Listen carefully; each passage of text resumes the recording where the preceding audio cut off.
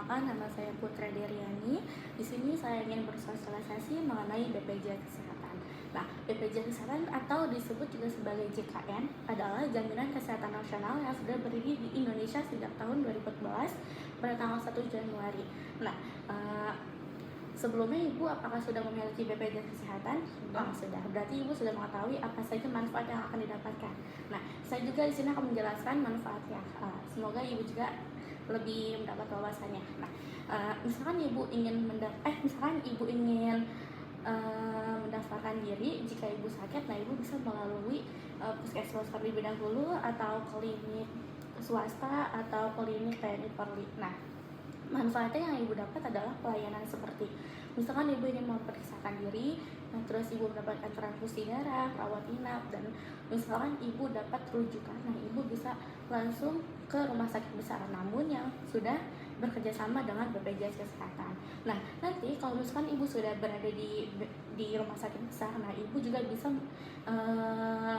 berkonsul kepada dokter spesialis. Nah, setelah itu Ibu akan mendapatkan tindakan medis oleh dokter spesialis.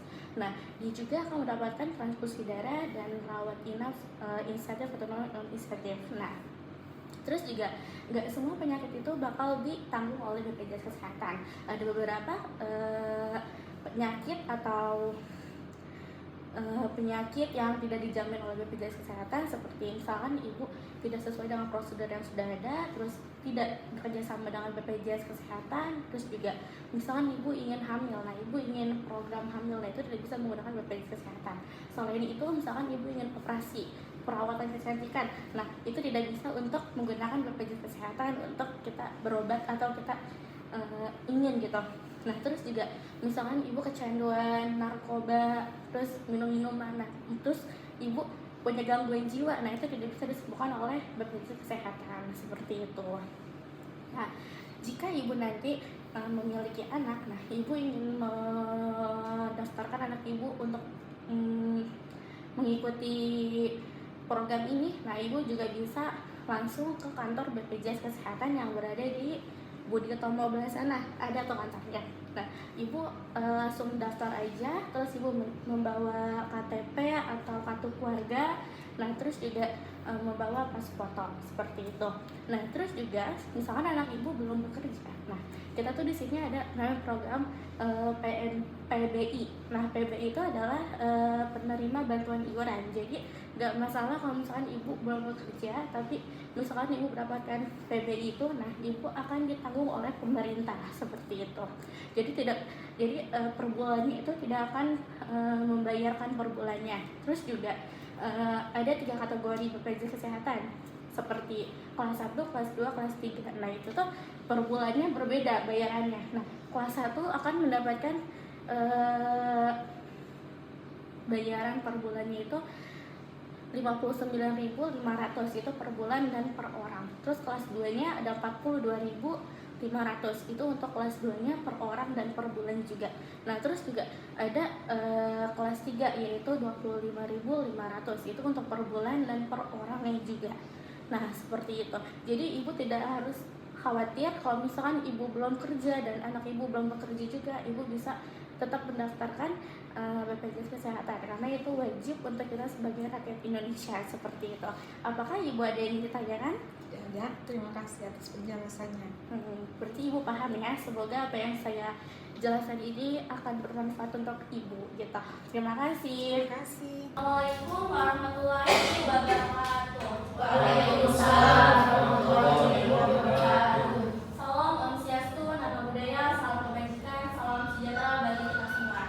Sebelumnya terima kasih kepada teman-teman yang sudah menyempatkan hadir ke ruangan ini. Sebelumnya perkenalkan, nama saya Putri Adriani dan rekan saya. Saya Purnama Putra Sandi. Nah, di sini saya ingin bersosialisasi mengenai BPJS Kesehatan. Sebelumnya apakah teman-teman sudah memiliki BPJS Kesehatan? Sudah. Berarti sudah tahu kan apa itu BPJS Kesehatan?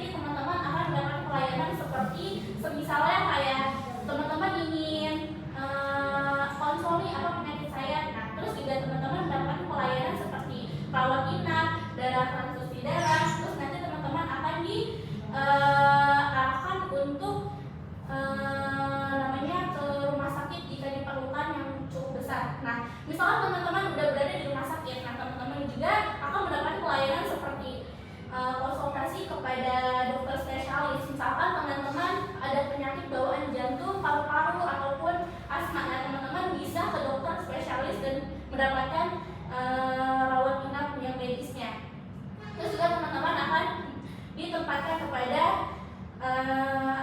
ruangan yang insentif ataupun non insentif, gitu ya teman-teman. Nah, terus juga BPJS tidak menjamin penyakit seperti misalnya teman-teman ingin mendapatkan anak, terus teman-teman ingin menggunakan BPJS teman-teman untuk melakukan bayi tabung. Nah, teman-teman tidak bisa ya menggunakan itu. Nah, terus juga misalnya teman-teman ingin perawat kecantikan, nah teman-teman juga tidak bisa melakukan BPJS untuk perawatan kecantikan operasi. Nah, seperti itu. Terus juga teman-teman misalnya teman-teman punya gangguan jiwa karena narkoba atau karena alkohol, nah teman-teman tidak bisa berobat menggunakan BPJS.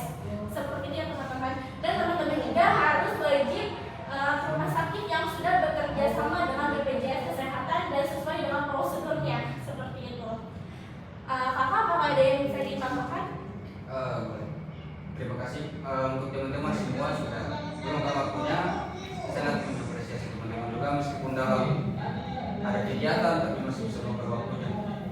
Dan sini kami bermaksud mengundang teman-teman semua datang untuk mengajar untuk membuat BPJS Kesehatan. Dan di mana sudah beberapa poin yang disampaikan dengan saya. Kemudian poin yang sangat penting di sini bahwa manfaat ataupun kegunaan BPJS itu sendiri bisa menjamin kehidupannya teman-teman untuk ke depan. Yang dimana pada saat berobat yang sudah disampaikan dengan rekan saya, kerjasama yang terhadap BPJS salah satunya dengan RSUD. Tahu itu RSUD-nya toh? Nah, itu menjadi salah satu kerjasama tim BPJS dengan RSUD. Kemudian untuk memulai pendaftaran itu salah satunya itu kita terbawa KTP dan juga kartu keluarga. Itu dia punya syarat pendaftaran. Mungkin kalau teman-teman tahu tempat yang BPJS itu dia ada di Budi Tomo. Itu saja. Nah, dan juga misalkan teman-teman belum bekerja atau teman-teman tidak bisa, misalkan teman-teman belum membuat BPJS karena teman-teman belum bekerja, tapi teman-teman ingin membuatnya, teman-teman bisa tanyakan dulu terlebih dahulu kepada keluarga. Misal teman-teman bertanya kayak, ibu, bapak, apakah keluarga kami mendapatkan PBI? Apa PBI? PBI adalah bantuan PBI. Nah, ya seperti itu. Jadi bayarannya itu adalah dibayarkan oleh pemerintah yang sudah mendapatkan iuran setiap bulannya, seperti itu. Misalkan teman-teman juga sudah bekerja, terus teman-teman sudah memiliki kartu BPJS, nah teman-teman biasanya tuh perusahaan bekerjasama dengan BPJS Kesehatan, jadi dibayarkan oleh perusahaan. Tapi teman-teman juga harus ingat, misalkan teman-teman nanti sebelum melakukan tanda tangan kontrak, teman-teman harus melihat berapa gaji teman-teman dan berapa potongannya setiap bulannya, karena sudah dipotong oleh BPJS Kesehatan dan BPJS Ketenagakerjaan.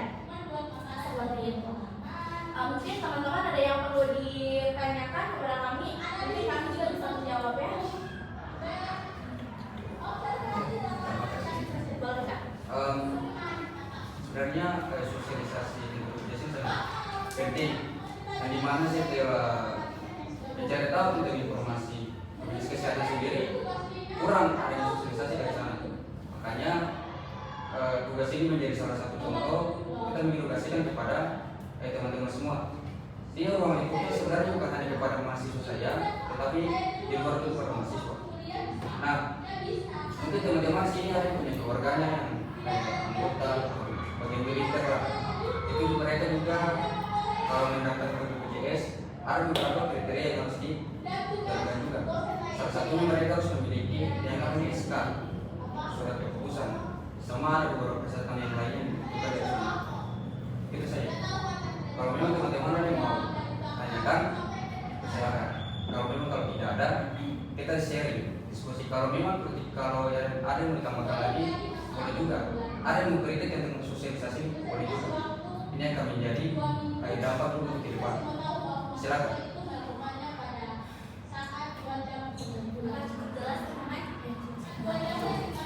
Terima kasih teman-teman atas waktunya untuk di ruangan ini dan sudah mendengarkan kami berdua.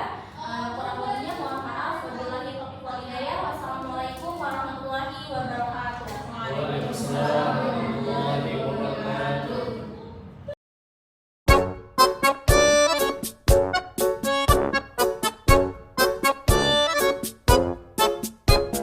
Berikut langkah-langkah cara mendaftar di aplikasi mobile JKN. Langkah pertama, pastikan Anda sudah memiliki aplikasi mobile JKN. Langkah kedua, klik pendaftaran pelayanan, antrean. Langkah ketiga, klik Faskes tingkat pertama. Langkah keempat, pilih poli yang dituju. Langkah kelima, pilih jadwal dokter. Langkah keenam, isi keluhan lau simpan. Jika sudah semua maka akan muncul nomor antrian. Lalu datang ke Faskes dan konfirmasi kedatangan ke bagian pendaftaran.